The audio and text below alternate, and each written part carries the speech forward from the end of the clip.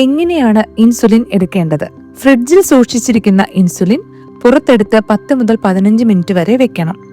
2 തരം ഇൻസുലിൻ ആണ് ഉള്ളത്. തെളിഞ്ഞ ഇൻസുലിനും ക്ലൗഡി അല്ലെങ്കിൽ കലങ്ങിയ ഇൻസുലിനും.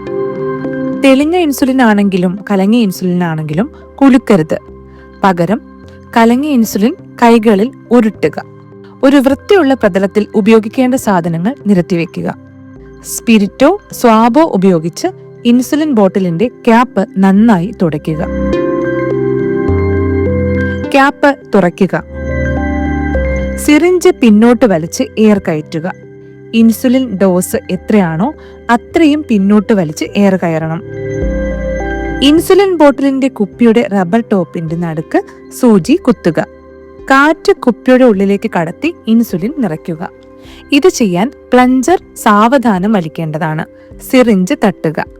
സ്പിരിറ്റ് ഉപയോഗിച്ചോ അല്ലെങ്കിൽ സ്വാബ് ഉപയോഗിച്ചോ ഇഞ്ചക്ട് ചെയ്യേണ്ട ഭാഗം തുടയ്ക്കുക. സൂചി 90 ഡിഗ്രിയിൽ കുത്തനെ ചർമ്മത്തിൽ കടത്തുക. ചർമ്മം വലിച്ച് പിടിക്കേണ്ടതാണ്. ഇൻസുലിൻ ഇഞ്ചക്ട് ചെയ്യുക. 3 സെക്കൻഡിന് ശേഷം സൂചി പുറത്തെടുക്കുക.